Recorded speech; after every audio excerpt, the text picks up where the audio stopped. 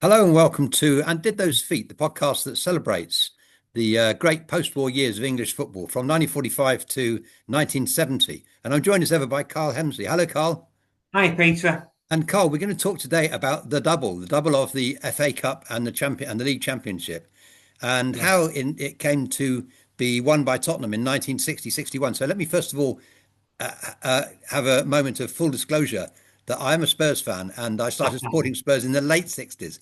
So always hanging over that team, the Pat Jennings, Cyril Knowles, Mike England team, was this the shadow of the 60-61 team. So how unusual was it for, obviously we hear this is the first, did nobody get near to winning the double in the years before Tottenham actually finally pinned it down? Yeah, well, I mean, the double had been done before twice, but in Victorian times. So Preston had won it in the very first season of league football, and Villa did it in the 1890s. But obviously, football was a very different thing back then. In the 20th century, it hadn't been done. And there'd been some great teams. You think of Huddersfield in the 20s, Yeah, Arsenal in the 30s, yeah. Manchester United and Wolves in the 50s. There'd been some fairly close calls. I mean, so for example, in 57, Manchester United won the league and they lost the FA Cup to final to Villa.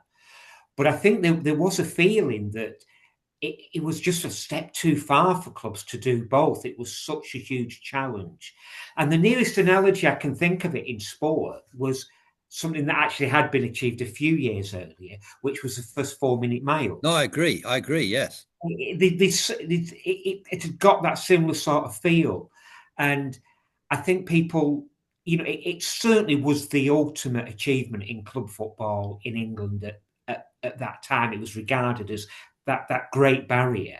Well, So it to was all huge. intents and purposes, there were only two pots to win in those days. I mean, nowadays we're used to European trophies and league cups and all sorts of other things. But really, there was just the cup and the league, which are two different Yes. ways of arriving at the team of the season. And to do them both is quite, is obviously a huge achievement. The What strikes me about the years beforehand is that there were some quite, as you say, some quite close calls. Manchester United in '48, I think, came pretty close. They finished second and won the cup.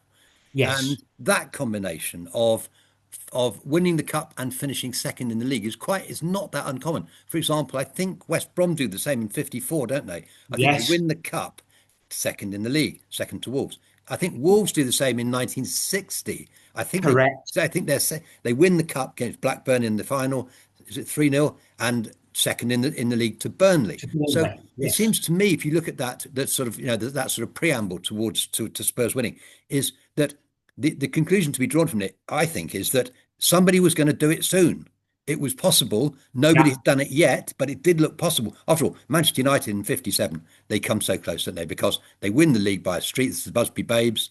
They arrive at Wembley to play Aston Villa, and it's really only the vagary of the rules that allows Manchester United to play for 85 minutes with 10 men, effectively, Yes. really deprives them of their chance there. I think the Busby Babes really had the they are the ones who win the league and then lose the cup final. The other three, I think, the post-war bunch, win the You're right. cup and lose and get second in the league. So that's like Spurs have already got the league wrapped up by the time they arrive at Wembley, and they've won it by a street, haven't they? Let's talk Yes. a bit about. Did you want to add anything? We can talk about Spurs if you don't want to add anything No, more. yeah, absolutely. Let's get on to The that other that thing great. that I think is interesting about this period is that it's a period of intense. I mean, as we've said before many times, it's a period of intense uh, innovation in football. A lot changes in the '50s, but I don't think much of it affected Tottenham. It's a very strange fact that, so for example, deep lying centre forwards. Well, Spurs didn't play with a deep lying centre forward. No. Overlapping fullbacks are just beginning to come in. Well, Spurs had the two most sedentary football fullbacks in the league. I'm sorry to say, Peter Baker and Ron Henry stayed in their half and looked after business at the back. Yes. They were not counter-attacking fullbacks in the way that, for example, Jimmy Armfield was. So a lot of the innovations which had come over football in the '50s had really passed Spurs by in many ways. So with the question of how and why were they the ones who broke the duck? I think that is a really interesting question. So let's talk about the quality of their football. What do we how are we to look at their football? I think it's quite traditional in many ways. Back Yes. three, 3-2-2-3, I think. Yeah. But it seems to me that the real, the heart of the side was what in modern parlance we'd call the midfield, the two halfbacks and a very creative inside forward in John White. Um, but what would have then been called the halfbacks, you've got Danny Blanchflower, who seemed to me to be the brains of the team, and Dave Mackay, the engine. Yeah, that's an interesting comparison. Yeah, And I interesting think analogy.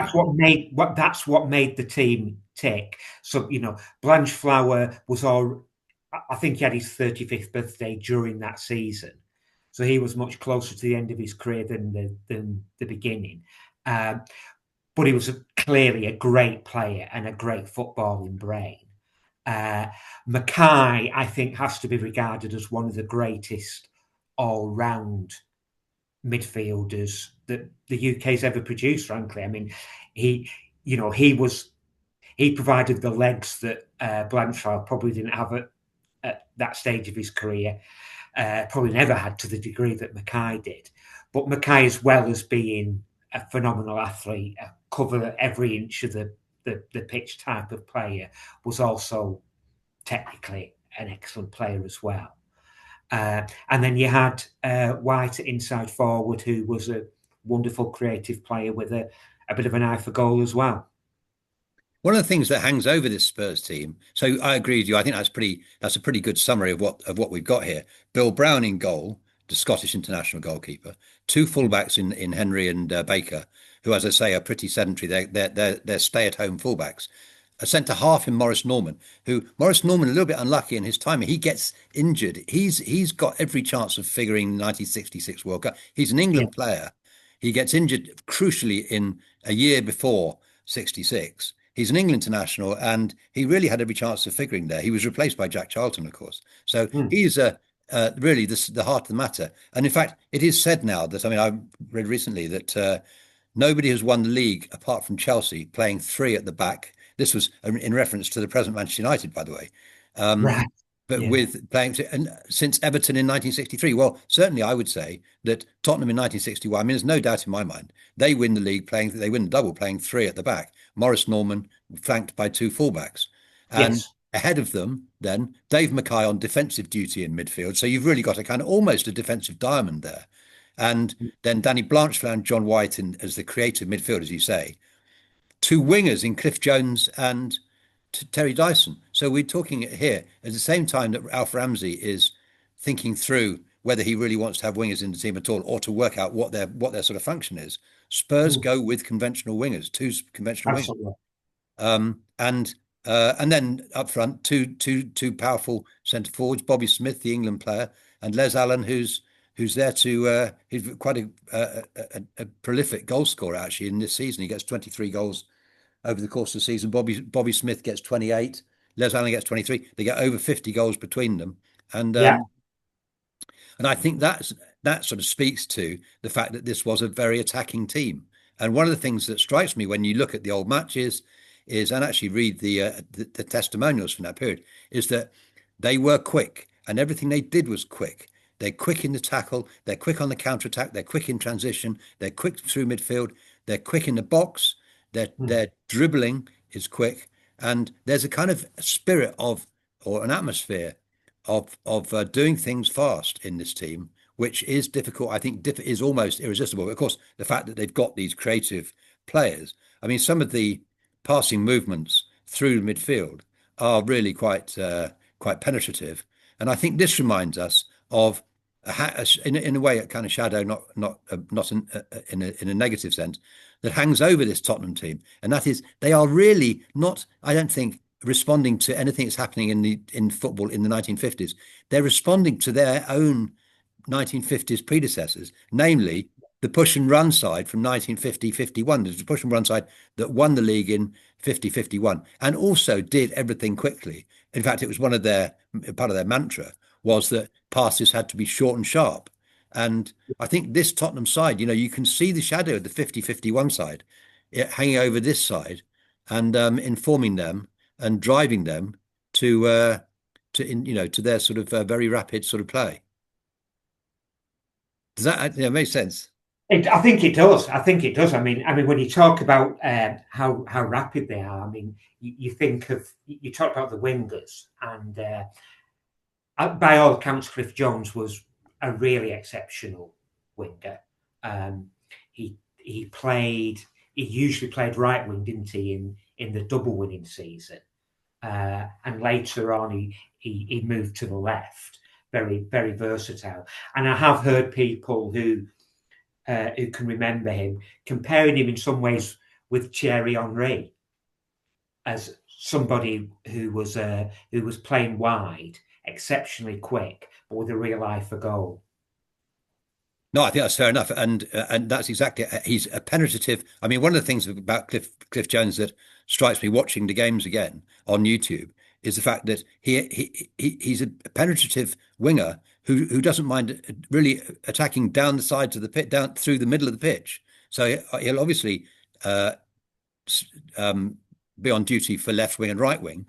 I put it that way because actually one of the ways that Spurs, I think, imposed themselves on the opponents was that these two wingers often swapped sides and quite early too. I think in the 62 Cup final, they're swapping sides from about the 20th minute.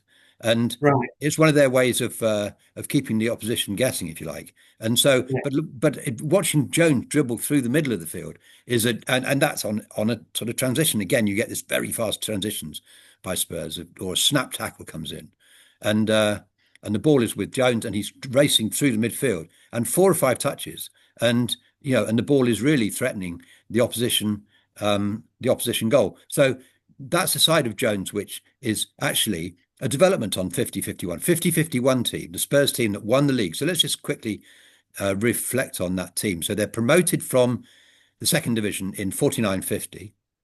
They then make one recruit in the summer of 1950. Do you know who did they sign up in 1950 summer Oh no, you've got me. in the off Uh, season? so, One major recruit. oh, was it Ramsey? No, Ramsey had been in the second division with them, hadn't he? Yeah, no, it's Ramsey. Yeah, he had been It is in. Ramsey. He'd been Right. in the second division with Southampton. That's Now, right. curiously enough, that summer, of course, it's the 1950 World Cup finals in Brazil, and four players from Spurs are picked for that 1950 team, or rather for the squad. Nicholson, Ramsey, Bailey, and Ditchburn, all picked for the 1950 World Cup squad, which, quite considering that they're playing in the second division, is quite surprising, I think. Anyway, It is, yes.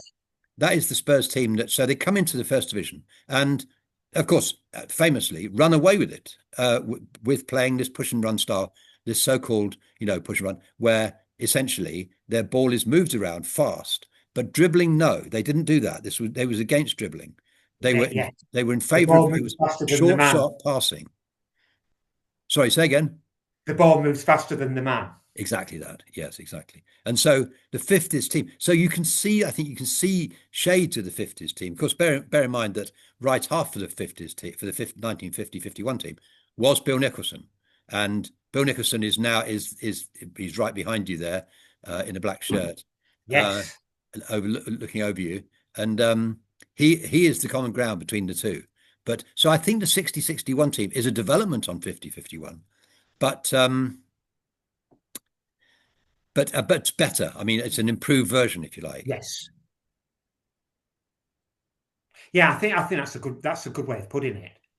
And it's interesting from a tactical point of view, isn't it? That there's this idea of there's a long-term thing at Spurs of the principles of push and run, which as a term it was used first of all with the 50-51 title winning side when Arthur Rowe was the manager. But Yep. it's like a prehistory to that as well, isn't there?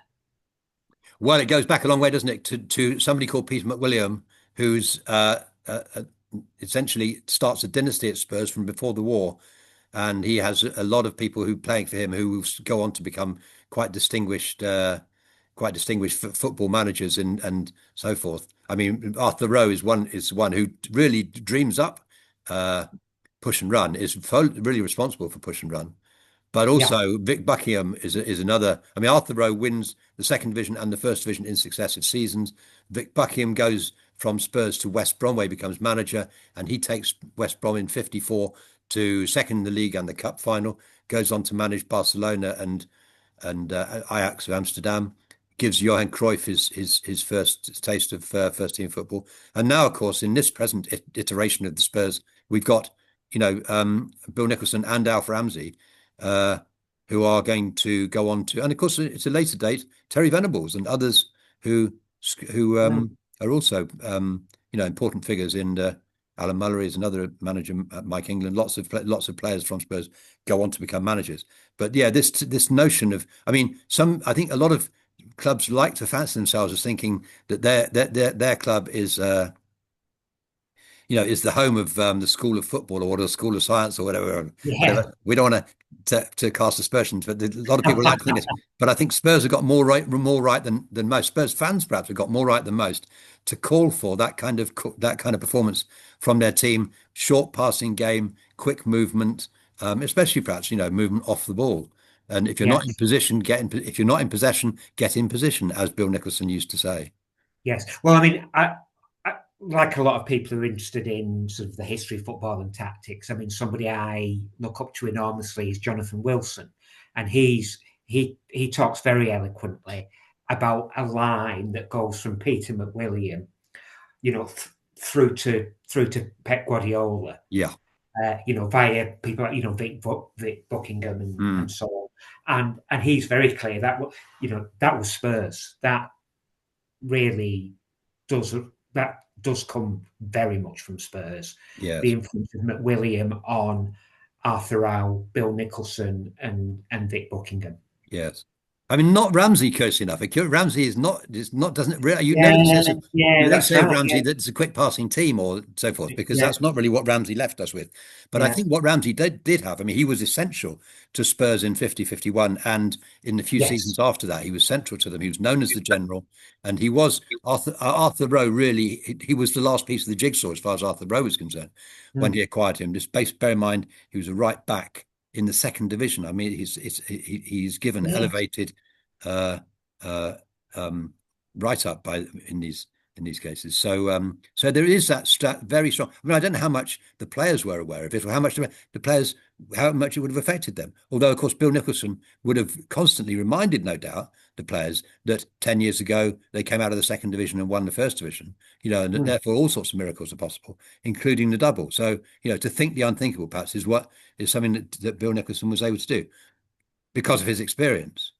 It's a funny period though, the 50s, that runs between 50-51 and 60-61, because Spurs have a very uneven time in that. For example, Arthur Rowe, the manager who really is the centre of the revolution at Spurs, I think it is fair to say a nervous breakdown. I think that's probably the right description in the 50s, and he therefore succeeded by Jimmy Anderson, who's not the fast bowler, but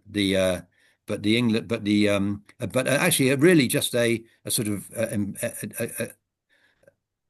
a routine employee of the club. He's been at the club since somewhere around the First World War, and he's replaced them by Bill Nicholson in 58. But in these years, so I'm just going to run through here at Spurs finishing places. What they finished first in 51. In 52, they finished second. Is it Manchester United win it in 52? Yes. I think it is. In 53, they finished 10th. In 54, they're 16th. In 55, they're 16th. It looks like they've been found out. In 56, they're 18th. So getting close to being going back exactly to where they began. By the way, bear in mind, Jimmy Anderson is now the manager. Then the next season, 57, the Busby Babes, they finished second. In 58, Bill Nicholson is appointed. They finished third. In 59, they finished 18th. Right back down again, yes. And in 1960, they finished third. So Nicholson is just beginning to get to grips. I mean, he finishes 18th, third, and then does the double. It's quite an extraordinary sort of sequence of finishes. But he's got the team he wants, I think. That's one of the critical features with Bill Nicholson, is that the players are actually, a lot of these players have been at the club a long time. I mean, a lot of these players, actually, when Spurs finished 18th, a lot of these players were actually there at the time. For example, the back division, so 4 out of the 6 backs, if we include the goalkeeper, Bill Brown joins late, but two fullbacks, Ron Henry and Peter Baker, have been there since Bill Nicholson was playing. He's played with them. Right. They've been Yeah. there since 1952 or so. Um, Danny Blanchflower's been there since 54, if you remember. Mm. Maurice Norman's been there since about 54 or thereabouts. So we've got it here, 55. So that back division, those four, so that Dave Mackay is to be added, and he comes in 59. Um, but the back division is already established, and they go through these vicissitudes, the ups and downs Mm. of Spurs in the 50s. But it's when Nicholson becomes manager that he acquires, let's put it like that, the players he wants to do the business. That's the forwards, and those forwards, that's when he picks up John White. I mean, obviously he's got some Scottish connection, Bill Nicholson, because he raised the Scottish market. He picks up Bill Brown, the goalkeeper, the Scottish international goalkeeper, John White, the central midfielder, Dave Mackay, the sort of defensive midfielder, and these players have picked up. Les Allen appears as well in these years, really quite late. So those are all 1959. So it's quite an interesting picture of how to build a team. The back division is all really established. It's now that the forwards are then put together. And Nicholson's great achievement here, I think, is to put together the front division. To put together the attack. And of course, he goes Mm. on doing so a year later when he buys the best boxed fox in a box on the planet and Jimmy Greaves. That's right. But even, I mean, it's remarkable to think that even the season before buying Greaves, when they won the double, was it 115 goals in the league that season? Yeah, something like that. Yeah, Yeah, absolutely incredible. And he had Jimmy Greaves to that. So they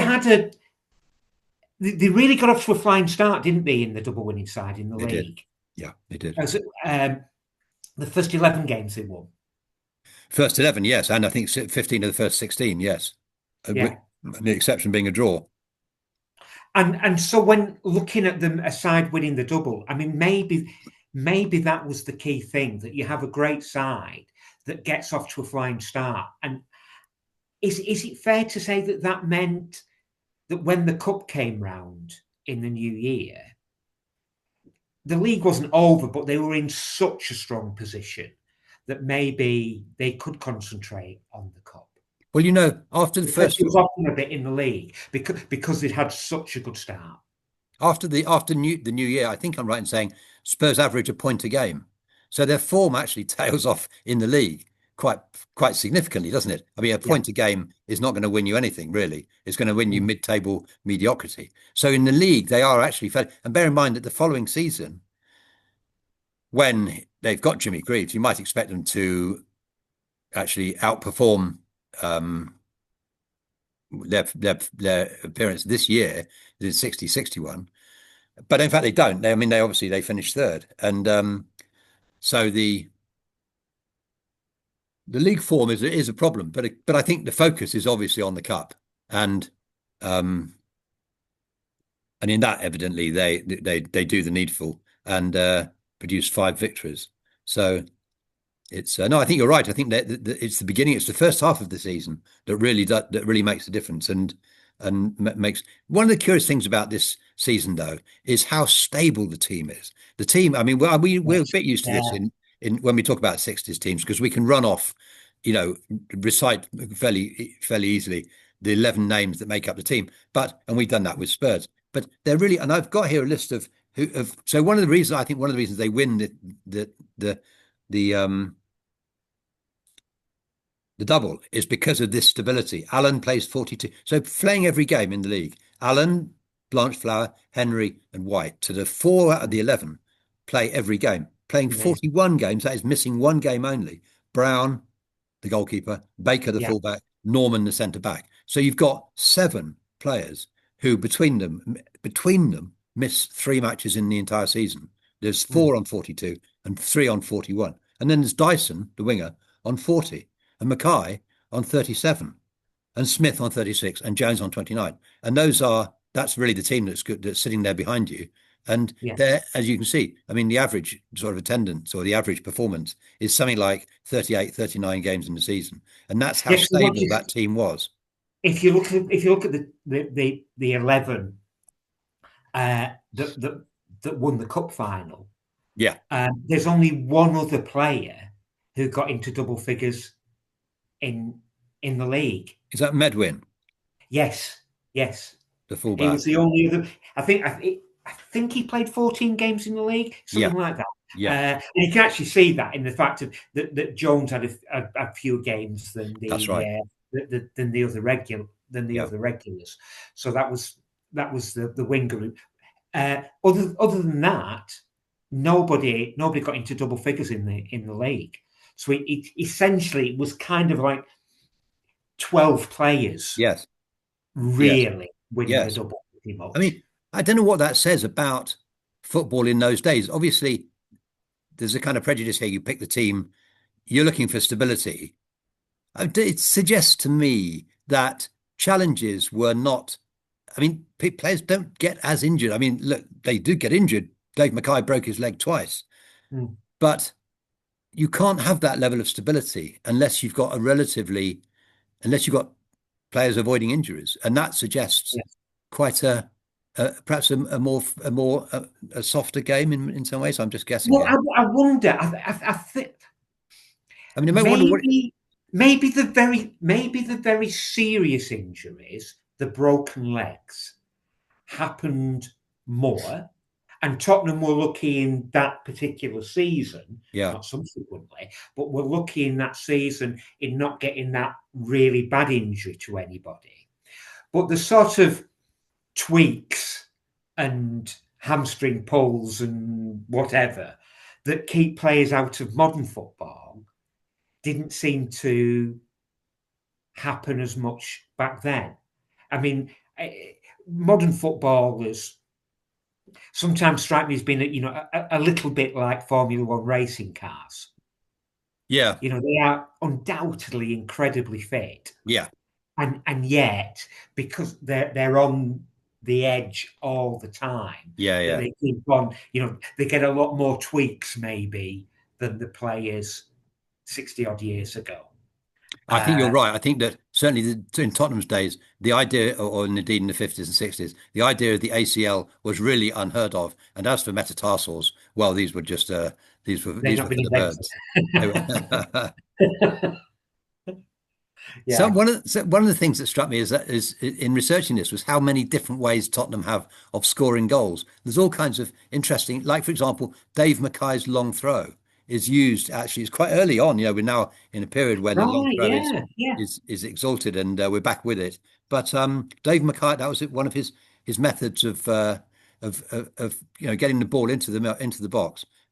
Quick throw outs by Bill Brown, the goalkeeper, who was who That seems very so modern. I tend to think of the goalkeeper throwing out as sort of Peter Schmeichel. That's Yeah. where it comes in. Absolutely. But Bill Brown does it routinely. And again, it's that thing about speed of Spurs playing everything at speed. Maybe that's one of the reasons why they avoided injury was because they avoided too many, uh, too much sort of physical Yes. stuff, and actually were managing to to keep the ball moving quickly. Well, I think that is absolutely right. That is what they did. Um, Yeah. so Now, what about the final itself? yeah, When the double was yeah. clinched, is this was it something of an anticlimax? Yes. I mean, I think that Nicholson felt that they didn't show themselves in the best light in that game. Well, it was blighted as so many of these finals were by the injury to Len Chalmers and to the Leicester City fullback, and it completely skewed the team. Curious enough, Frank McClintock, who played for Leicester in that game, um, calls that tackle malicious. That's really quite a strong. I mean, it's difficult to tell, I think, from YouTube, Right. but I don't. Malicious is a very strong. Apparently, Les Allen was broken, by it. I mean, by what had happened. He was the one responsible for the Right. challenge. Um, it's a muscle injury, I think, on Len Chalmers. Um, but no, you're right. The game itself is dismal because it's essentially after that happens, Len said it's 11 against 10. It's attack against defence, and Yeah.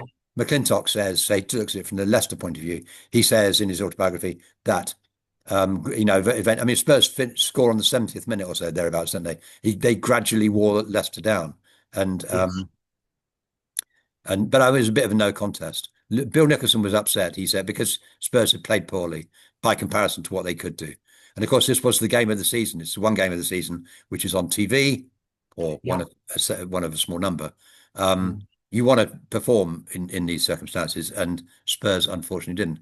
Carl, we're really at the end of our time. We talked a hell of a Okay. lot about this. Let's just very quickly run through what happens to this Spurs side, because it actually breaks up very quickly. It's at the peak of its powers now, in Yes. 60, 61. It doesn't win the league the following year. It could do, it should do, but it doesn't. It was won by Alf Ramsey, which, as a former Spurs man, must have Quite given him ironic. Yeah. particular pleasure. They're in the European Cup. They reach the semi-final. They lose to Benfica, who go on to win it. There were goals disallowed on A little Spurs' bit behalf. unlucky.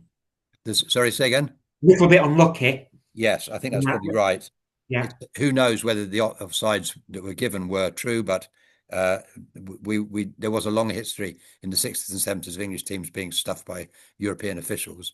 Um, Mm. and in fact, but they Spurs win the cup a second time, beat Burnley 2-0. Sorry, 3-0, 3-1, isn't it? Yeah. And go on. And then in 64, disaster strikes when Blanche Flower quits, retires. Dave Mackay breaks his leg twice. And John White, of course, famously, tragically, is killed by lightning. And the midfield, at a stroke, disappears. And for Mm. Bill Nicholson, then, no chance at all to rest on his laurels. 3 years after he's really scaled the peak, scaled the Everest of English football, he's rebuilding his team, and it's almost completely rebuilt team. By the time they reached the cup final in '67, I think I'm right in saying, I'm looking quickly at the faces. I think I'm right in saying only one player survives. I think that's right. Cliff Jones is a substitute. Jones. Dave Mackay is the Yeah. captain. I think he's the only Yeah. one who survives 6 years after they've won the double. So, I mean, he revives the team, Nicholson, but it is basically the double team does not survive. Mm. So, but given that the FA Cup was such a big deal, then the 60s were still a very successful time for Spurs, weren't they? I mean, if you talk about winning after the double, winning two more FA Cups and winning, of course, the Cup Winners' Cup, the Yeah, first the yeah, first British side to win a yeah, European yeah, yeah. trophy, We should say that. is Yeah. is and in an era when sides didn't dominate. I mean, no club won more than two league titles in the True, 60s. true. And I think it's probably fair to say maybe people at the time, if they would have thought that two people could be discussing Spurs pretty much 65 years later and they'd never won another league title, I think that would have been a surprise to people. You had to get that in. But it still was a successful period for Spurs. Oh, very much so. It was their And golden. Nicholson and